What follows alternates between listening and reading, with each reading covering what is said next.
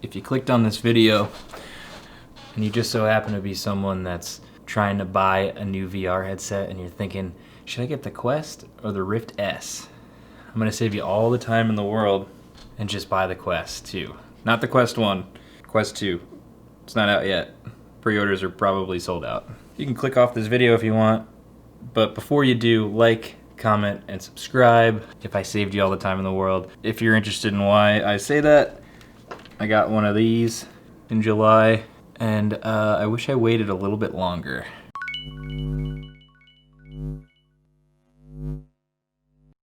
It's just this past week, I think it was September 16th, the Quest 2 was officially announced, and the specs were officially announced, and reviews came out, and it's just better. It's just better in every way, basically, than this fucking thing. They upped the resolution, the whole processor thing. There's a bunch of reasons why. I'm not here to say why you should buy the Quest 2. I'm here to tell you why you shouldn't buy the Rift S. Now, I don't want to bash this headset because I do think it's great, and I'm coming from someone that played PlayStation VR first. I just built this gaming PC this past year, December of 2019. It is November 21st, 2020. Dun dun dun. And I bought this in July, and literally like a week after I think I bought this and it came in the mail, leaks started coming out about the Quest 2. At that time, people were like, oh, it's just gonna be a Quest Lite, blah, blah, blah. And I didn't know, but it wasn't until after I bought the headset and going on the forums and stuff like that and seeing people be like, Facebook is favoring the Quest platform and they leave the Rift in the dust and the software has been buggy and blah, blah, blah. And there's a bunch of problems, and I have run into those problems, so trust me. They did a great job with this headset, especially for comfort-wise. From everything that I've tried in VR, it's the comfiest especially for glasses wearers for me. Like I said, I have the PlayStation VR, and that is like, it's all right. In some ways, it's more comfortable than this just because it's lighter. This is so much better in every way than the PlayStation VR. If they weren't about to squash the Rift S platform, despite my shortcomings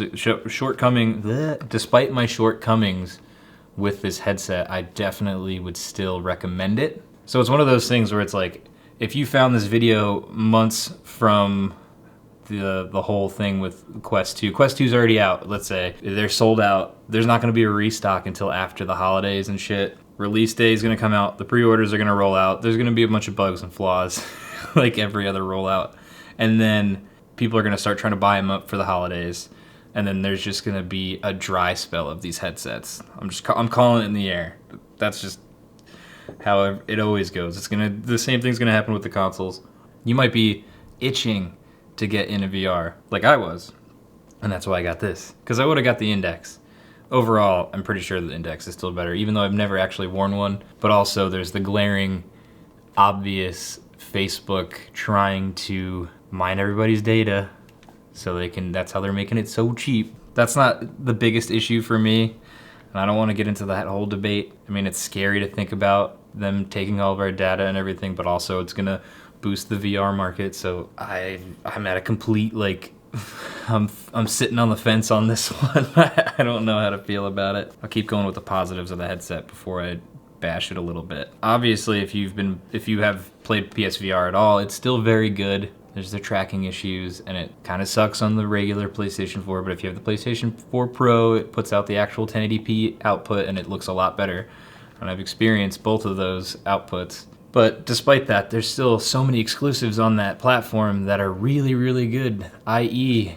Resident Evil 7 and Astrobot are two of the best games I've ever played in my life, and playing them in VR, if you've enjoyed Resident Evil 7 out of VR, you have to play it in VR. You have to. It's the best. It's so cool. It's the greatest thing ever. There's plenty of games that I've played that have, on the Oculus, it still don't compare to how good that experience is. Oh, the pass-through is great for me. The tracking has never really been an issue for me. Everyone is like spotty about the tracking, but then again, I haven't experienced sensor tracking with like the Vive or an Index, so maybe I'm ignorant to the better quality version of tracking. The controllers are great. I like the way they feel and everything. They're great. No complaints there. Except for sometimes when you're playing and if you squeeze too hard, the little magnetized battery cover will pop off, but it's not that big of a deal. A couple of things that I wish came standard. I wish the cable was longer. I actually completely flipped my desk orientation around to fit my living room / computer area because I did buy cables to try to extend, and boy was that a mistake. If you do end up buying a Rift S, despite me warning you about the platform being dead, they're not making the headsets after 2021.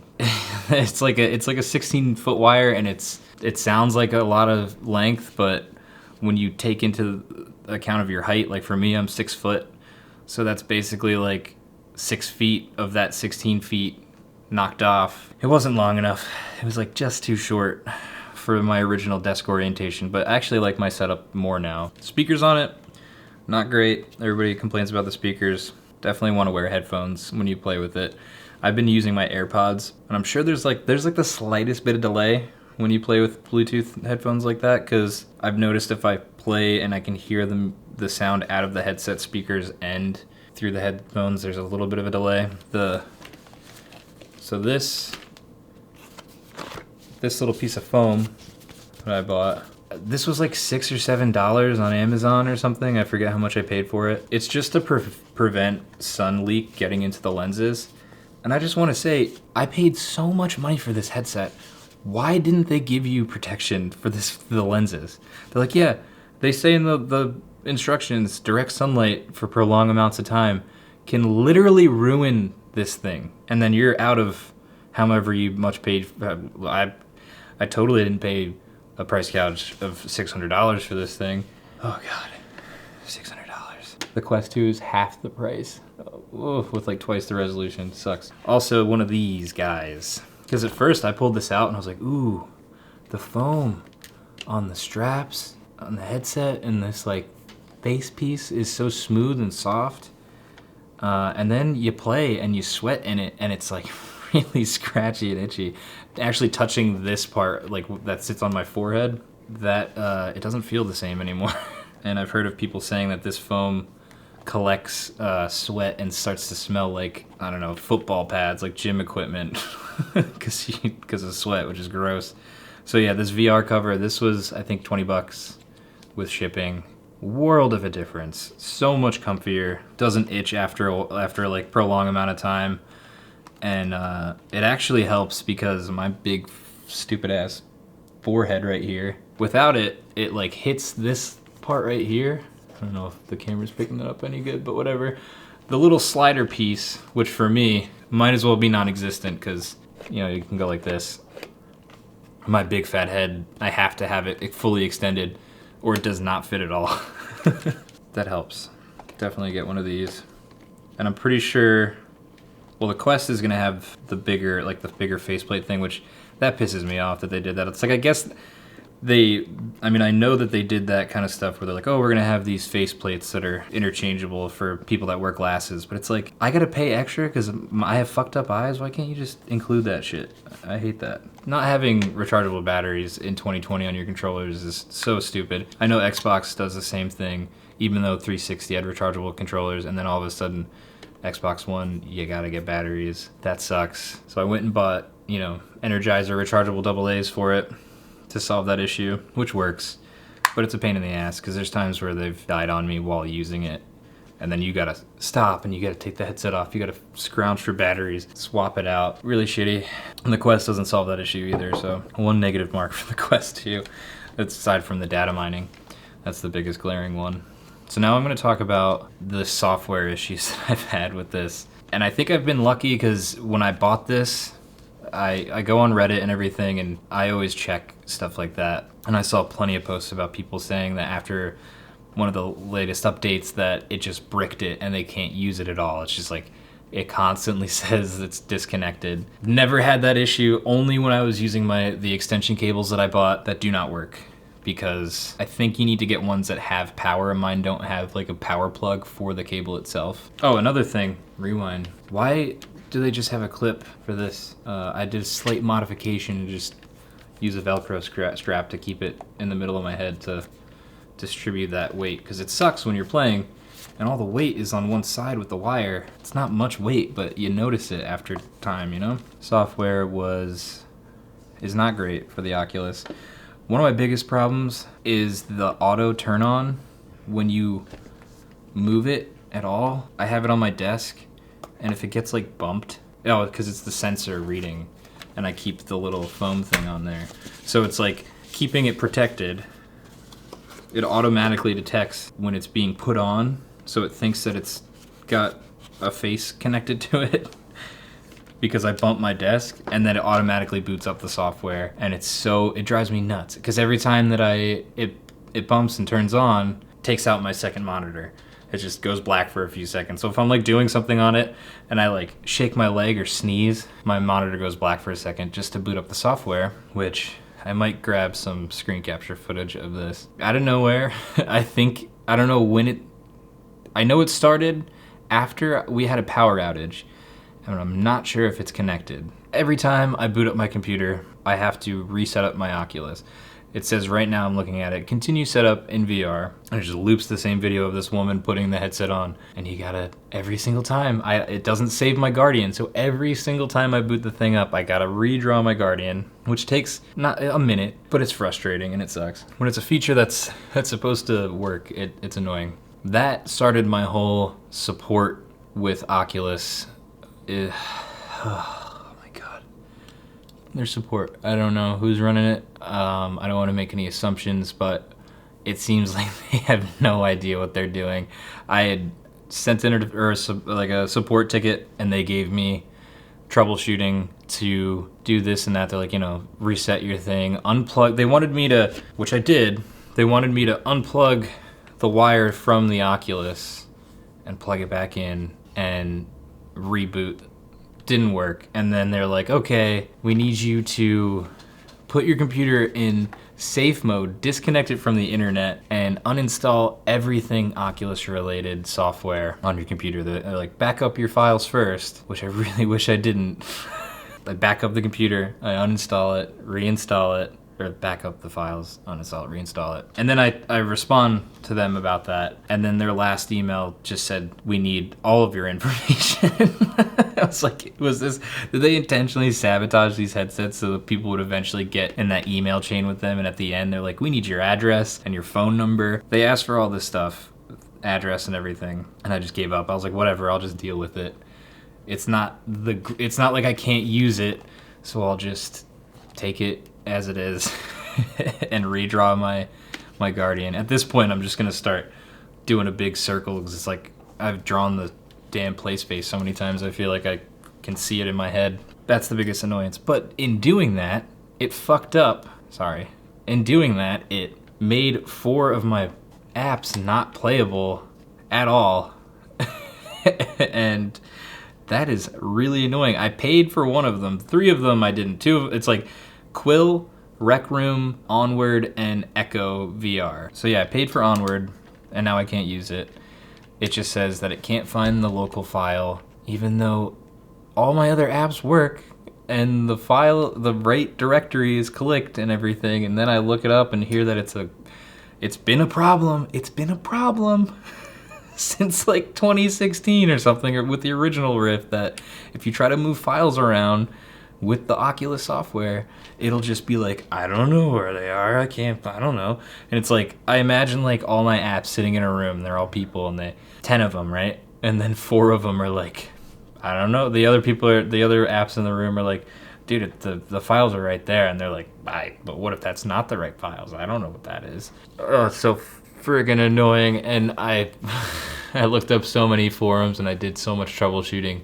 I filed another support ticket and they never responded. It's been over a week and they haven't responded to that. So I'm gonna try to send another one because I'd like to be able to play the game I paid for, but it makes me just never want to use the Oculus software and just use Steam, which kind of sucks because using Steam with Oculus does suck, which might be a problem with the Quest 2. If you're still watching, by the way, and you're a prospective VR player and you don't have a PC, I'm going to say do not buy the Rift S for sure, and do not buy the Index. Don't go buck wild and build a computer and spend all the money on that with an index to play VR. If you like are wanting to branch into it, just go with the Quest 2, or if you've got a PlayStation 4, get the PSVR. That's like the cheapest way to play VR anyway. And despite everyone's like hatred towards it, it's fine. It's good.